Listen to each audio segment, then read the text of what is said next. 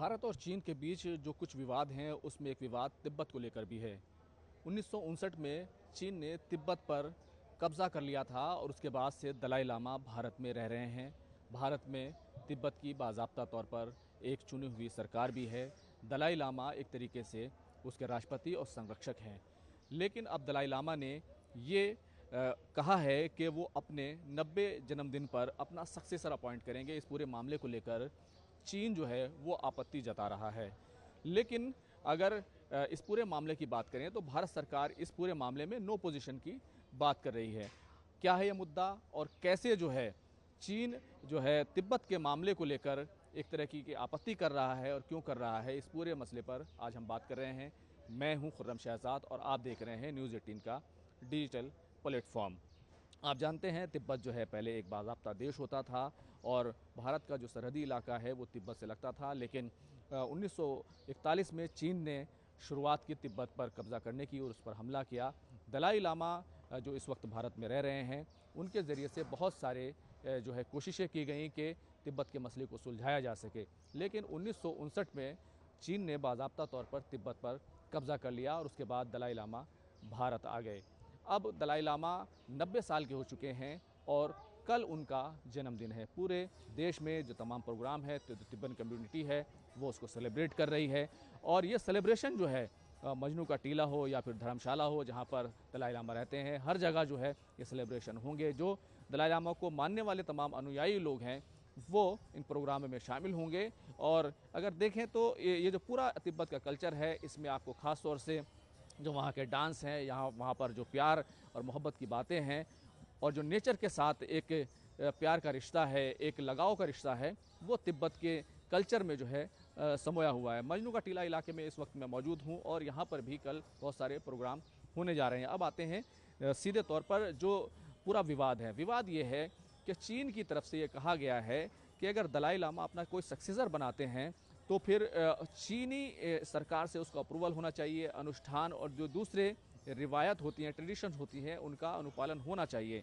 हालांकि अगर इस पूरी जो ये पूरा प्रोसेस है दलाई लामा के ज़रिए अपने सक्सेसर चुनने का, इससे पहले जो प्रोसेस होता आया था उसमें जो भी अगला दलाई लामा होता था उसका पुनर्जन्म के साथ उसकी पहचान की जाती थी और पंचेन दलाई लामा इस मामले को जो है वो देखते थे। हालांकि 1992 में दलाई लामा के ज़रिए से पंचेन दलाई लामा की नियुक्ति की गई थी, लेकिन उस वक्त से ही चीनी अधिकारियों के ज़रिए से उनके पूरे परिवार को गायब कर दिया गया और आज तक उनका पता नहीं है।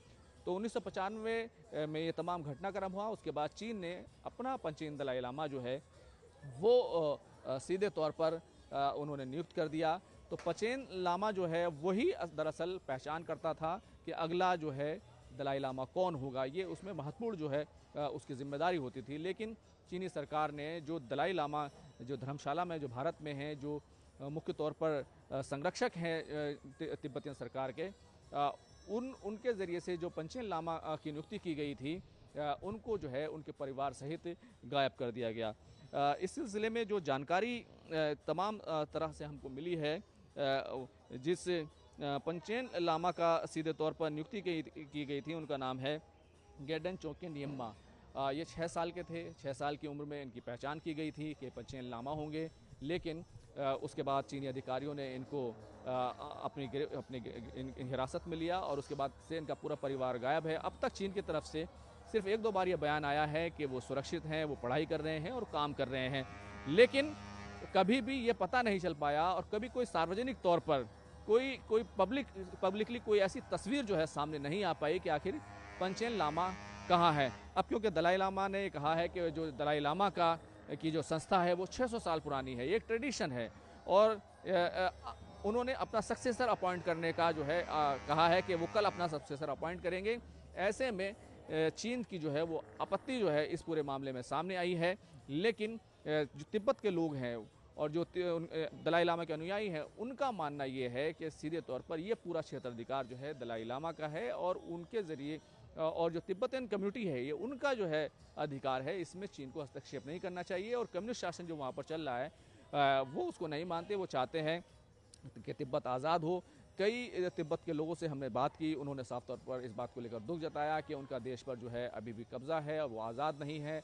उनको अपने देश में जाने के लिए वीज़ा अप्लाई करना पड़ता है और तब जो है वो अपने माँ बाप से, अपने रिश्तेदारों से और दूसरे लोगों से मिल पाते हैं। तो कुल मिलाकर अगर इस पूरे मसले को देखें तो एक तरफ चीन का तिब्बत पर कब्ज़ा और दूसरी तरफ दलाई लामा के संरक्षण में धर्मशाला जो हिमाचल में है वहाँ पर तिब्बत की सरकार, ये तमाम चीज़ें जो हैं वो हो रही हैं। अब क्योंकि 90 साल की उम्र दलाई लामा की हो गई है, उनका 90वां जन्मदिन है, तो वो 15वें दलाई लामा की को जो है नियुक्ति का प्रोसेस जो है वो शुरू कर रहे हैं, क्योंकि उस तरीके से वो ट्रेडिशन नहीं अपनाई गई जिस तरीके से पहचान की जाती थी। और पंचेन लामा को जो तमाम चीज़ें करनी थी क्योंकि पंचेन लामा जो है वही जो है पुनर्जन्म जो है दलाई लामा का होगा, उसकी पहचान वही करते थे। तो क्योंकि तमाम चीज़ें अलग तरीके से चल रही हैं, ऐसे में ये पूरा विवाद गरमाया हुआ है। कैमरामैन प्रहलाद के साथ खुर्रम शहजाद, न्यूज़ 18 दिल्ली।